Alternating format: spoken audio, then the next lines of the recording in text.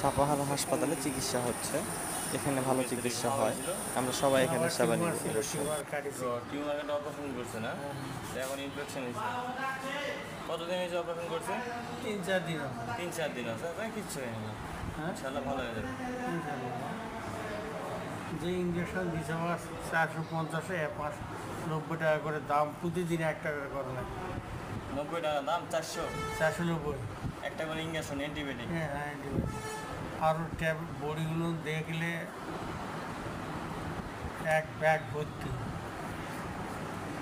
কিনে নিয়েছি বাবা। না, কিনে নেওয়া লাগবে তো, আবার তো সরকারি থেকে দিবে না। আর নিতে হলে আবার আপনাকে আসা লাগবে। আশা নয় সব ওখানে ভর্তি থাকতে বলছিল। নওগাঁতে হলো না, শেষে বড় গাছে এসে করলাম। নওগাঁ ডাক্তার আসেনি, দেখতেছি আমার একটা ইনফেকশন হয়ে যাচ্ছে বেশি দিন।